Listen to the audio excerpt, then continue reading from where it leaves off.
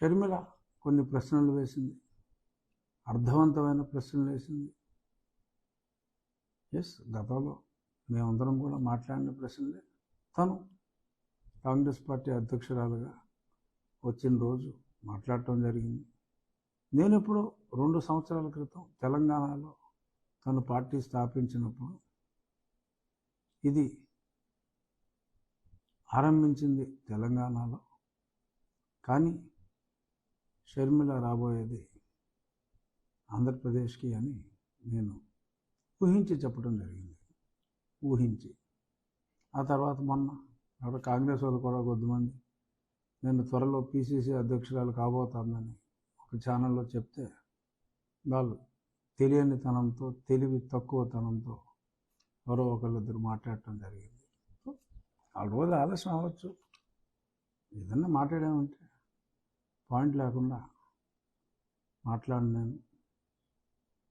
So నిన్న మరి ఆ షర్మిల బాణం బాగా దిగింది అన్నకి. మరి తను మాట్లాడిన దాంట్లో ఎటువంటి తప్పు లేదు. తను అడిగింది ఒక క్రైస్తవుడిగా, మరి ఎక్కడో అన్యాయం జరిగింది, నువ్వు ఎందుకు మాట్లాడలేదు అని అడిగింది. సరే, అక్కడ అన్యాయం జరిగిందా లేదా అన్న దాంట్లో నేను వెళ్ళను.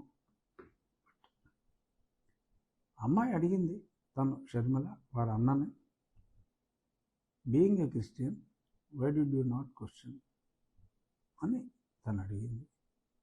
బహుశా అక్కడ అట్రాసిటీస్ జరగలేదన్న ఉద్దేశంలో మరి జగన్మోహన్ రెడ్డి గారు క్రిస్టియన్ అయినప్పటికీ క్వశ్చన్ చేయలేదా?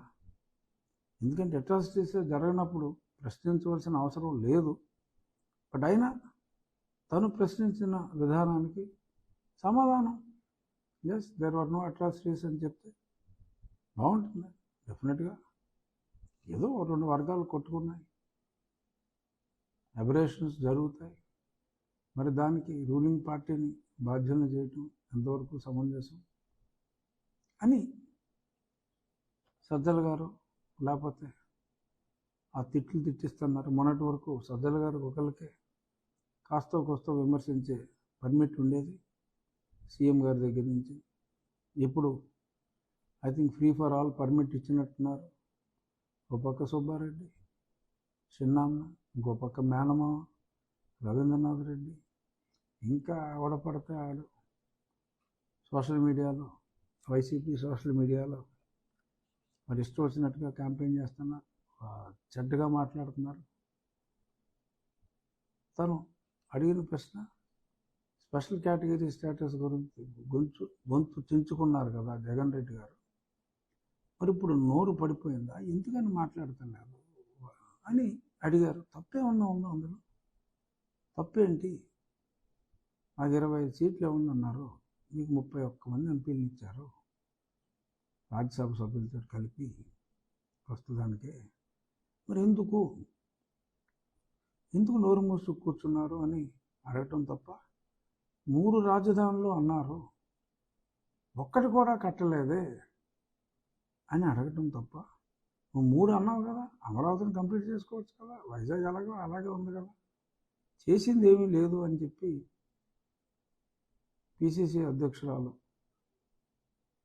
సొంత సహోదరి అయిన శ్రీమతి షర్మిల ప్రశ్నిస్తే